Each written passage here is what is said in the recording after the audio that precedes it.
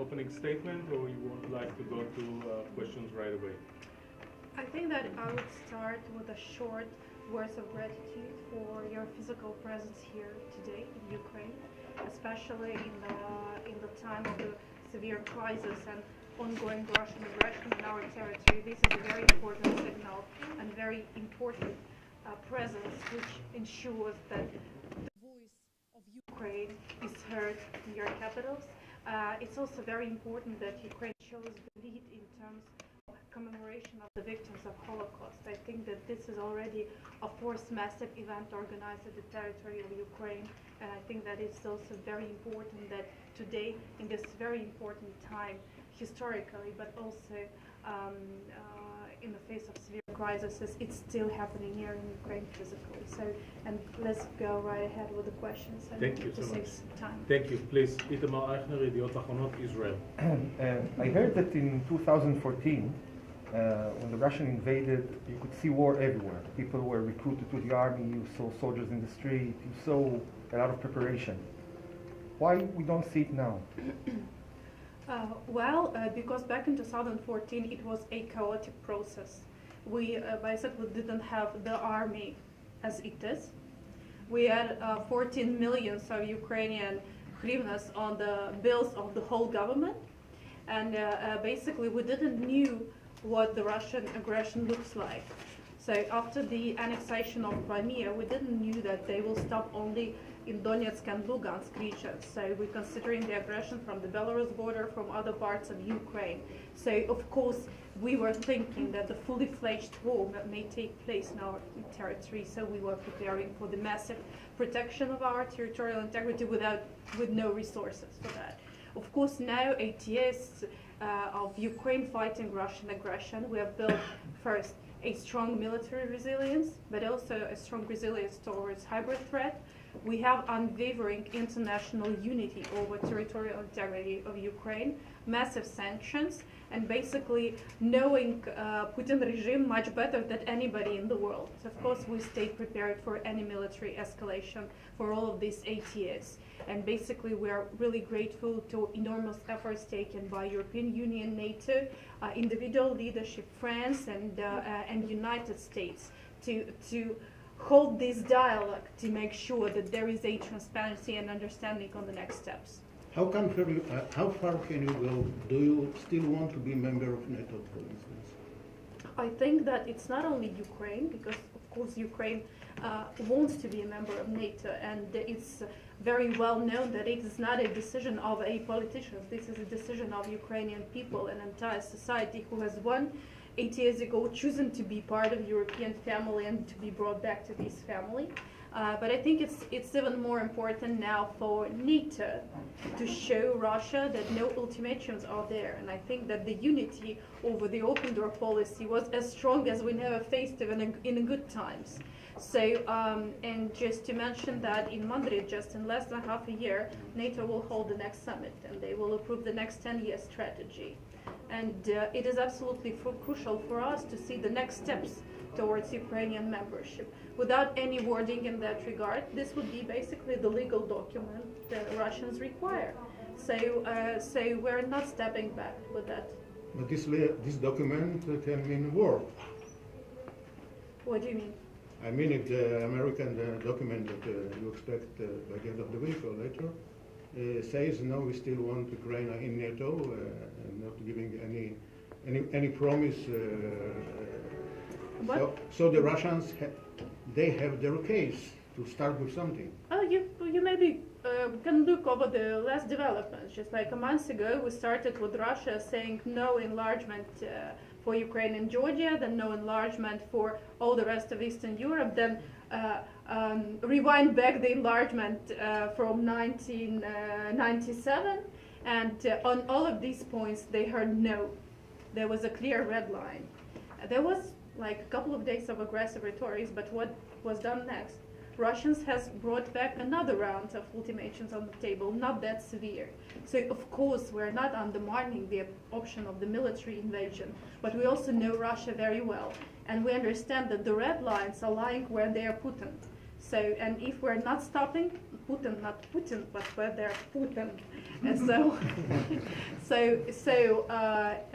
and Putin puts his red lines as far as he wants until he stops. So it's really important now for NATO to show that they are not like guided by his agenda, but by their Which own. kind of aggression do you fear? First question. Second question, do you think also like Brits and US that they have a replacement government, that the Russians want to put an alternative government in power in Ukraine?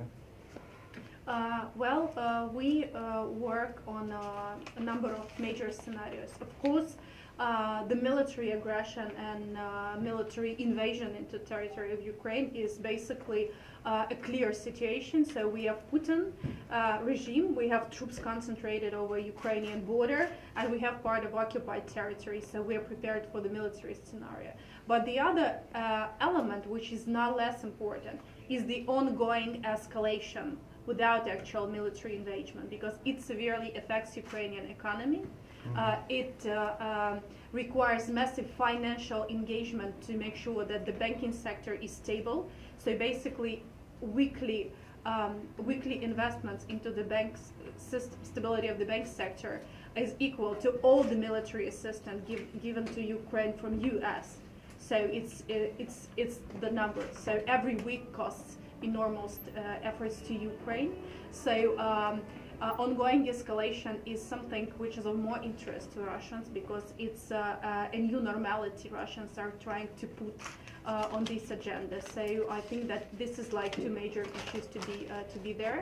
And the second question is about where Brits. So there was the Brits and US said that Putin want to put a new government in place here, which is close to him. Do you confirm that you've heard of this yes. scenario? Russia has a long history of investing in Ukrainian elections, both like with the physical support of sort of leaders or politicians, but also with the different hybrid means. So it's not a news for us. We were preparing that, and moreover, we were signaling for a long time that to many international partners, including the G7 group, EU and NATO allies, because the recent article of Putin and sub-article of Medvedev, they basically clearly saying that they're not going to have a dialogue with the people who are in power in Ukraine. They will wait for the next ones. And they get a lot of allies here, because we have subjected to sanctions the oligarchs, the people who have been sponsoring terrorism on Ukrainian territory. And these are people who are watching for revenge.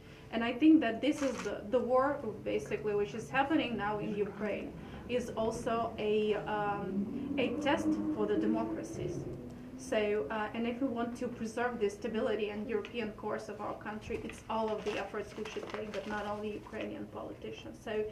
So it's not a news for us. Gentlemen, please. The Times of Israel are reporting that Israel is prepared to evacuate, possibly tens of mass evacuation of Jews within Ukraine. Is that something you're aware of? Have the Israelis talked to you about possible mass evacuation of Jews? You mean right now? Yeah, the Times of Israel have reported that. But look, all the Jews today are here for the public event. Well, it's simple then, it's right. So it's kind of... Get them all on a helicopter. And a midnight flight. Yes. You got expectation from the Israeli government? Well, we naturally have a good cooperation with the Israeli government in terms of the exchange of their experience and best practices in terms of the hybrid attacks and military development of the military service. Basically, we feel the strong support of the Jewish community generally, not only in our bilateral relations, but also abroad. So I think that the dynamics is very positive, so we hope that it will continue. Do you want them to make some kind of pressure on President Putin? Do you expect them to act in this way? I think that the most important pressure is the political pressure returning to support of Ukraine, but also bilateral military assistance is something which plays the role. Please. Зараз Росія на міжнародному рівні провадить таку риторику, що це вона себе оберігає від України, тобто що ми є агресором. Скажіть, як на це реагують міжнародні партнери, західні наші партнери, і чи вірять вони цій риториці? Ви знаєте українською? Can somebody translate? If you could Translate, they didn't understand? Yeah, we А don't ви розумієте understand. англійською? Так, Так? звичайно. So I'll just speak in English. So Thank you. basically, the question was about that Russia says that Ukraine threatens Russia. So I think that this is something which goes into the general file of Russian propaganda and hybrid warfare. We do not discuss these issues with international partners because it's clearly an absurd. And international partners, whether they're EU and NATO members or colleagues from different parts of the world, they all are provided with necessary information, and we are fully unified in terms of estimation of the situation around our border, on the occupied territories, including Crimea and in the Black Sea. And this is something which cannot be undermined with any Russian propaganda, because basically we're on the same page and we synchronize, on a weekly basis. Now, I understand that you just came here from some kind of Security Council meeting of the Ukrainian government. It's true? Well, I'm a member of Security and Defense Council, but I was for another meeting with the EU ambassador, so I didn't manage to be there. Do you know but it's already the third meeting of Security and Defense Council. And there is held on some the kind of security. decisions that take place in there? Well, there's a number of decisions which has been taken every time, so it's again the third meeting on the security situation. They're mostly classified, so I cannot go into details, but we are Only taking- between us. and the dictaphones and the No, microphones. don't impress me. No, but it's really important that we do, despite our belief in the diplomatic solution and international efforts, of course we do our contingency planning. And we meet, from time to make some decisions which are necessary to ensure the national resilience. It's of course the issues related to the military scenarios, but also it's issues related to protection of critical infrastructure and also borders. Your advisor are signing me that you must go. Will you have time for one more question? I guess yes. Okay, thank you. Let's just give someone who did not have the chance to ask. Yaki, no? Okay, please. Hello, Bulgarian National Television. Joe Biden is about to speak with European leaders. Do you aware, or there will be any Ukrainian representative there? Well, Ukrainian representative will not participate in this meeting. This will be a phone call and discussion between the President of European Council and the President Biden, with the presence of British, German, and French leadership. Yes. And just in the morning today, President Michel had a phone call with President Zelensky, and they coordinated their positions. And I can assure you that they were well heard. So first of all, we said that the package of economic measures to support Ukraine should be there. It's really important that such partners as European Union and US will send a signal of stability, that we go ahead in planning what we will going to do in 1 year or in 2 years, so that we're not planning that in March we will stop existing. Okay, so and a number of other messages which will then reveal publicly, I guess, throughout the decisions following up the phone call. But other venues, I'm not here to talk about them. They are restricted format, but they are also related to the sanctions. Do you feel enough support from Europe? I was asked, and obviously Deputy Prime Minister has so much things to do, so we thank you for your time. Thank you very much. Thank you very much. Indeed, Thank you so for much. making Thank it you. physically. That's really, really Thank you, important. thank you. Thank you so much. From the presidential party?